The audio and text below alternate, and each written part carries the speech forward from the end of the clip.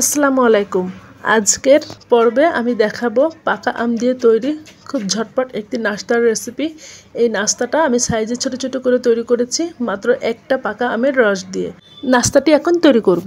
এই জন্য আমি শুরুতে নিয়ে নিচ্ছি একটা ডিম এবং হাফ কাপ পরিমাণ চিনি এবং নিয়ে নিব সামান্য পরিমাণ লবণ। আমি এখানে 1/3 চা চামচ পরিমাণ নিয়েছি।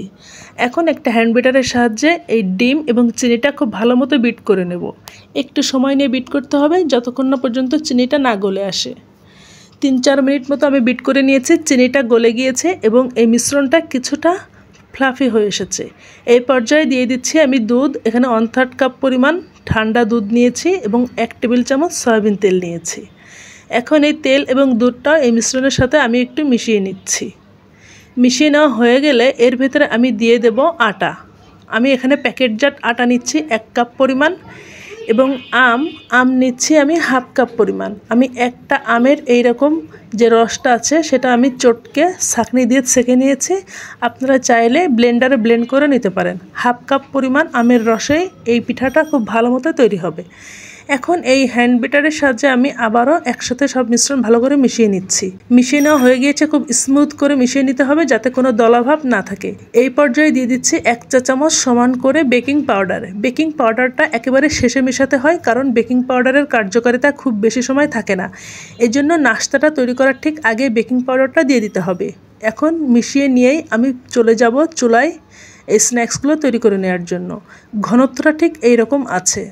চুলায় একটি প্যান বসিয়ে দিয়ে প্যানটা খুব ভালো মতো গরম করে নিয়েছি। এখন মাঝারি আঁচে আমি একটা টেবিল চামচ দিয়ে ছোট ছোট করে নাস্তাগুলো তৈরি করে নেব। আপনারা চাইলে সাইজে আরও বড় করেও তৈরি করতে পারেন, তবে আমি আজকে ছোট ছোট করে তৈরি করব। এতে বাচ্চারা খুবই পছন্দ করে।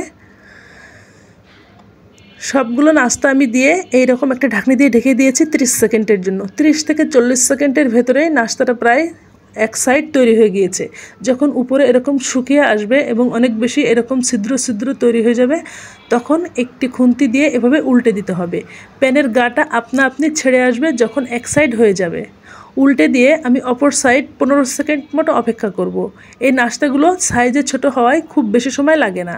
আমি খুব দ্রুত সময় 1 মিনিটেরও কম সময়ে আমি 5টা থেকে 6টা পিঠা এভাবে তৈরি করে দিচ্ছি। এই নাস্তাটি অনেক বেশি সফট এবং অনেক বেশি জালিদার।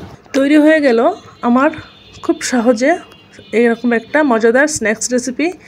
আমের এই নাস্তাটি বাচ্চারা অনেক বেশি পছন্দ করে, বড়রাও খেতে পারে এবং এটা কেকের মতো খুবই সফট। আপনাদের একটা পিঠা আমি এভাবে ভেঙে দেখাচ্ছি। রেসিপিটি আপনাদের কেমন লেগেছে? যদি ভালো লেগে থাকে তাহলে কমেন্টসে জানাতে পারেন আর বাসায় অবশ্যই একদিন হলেও ট্রাই করবেন।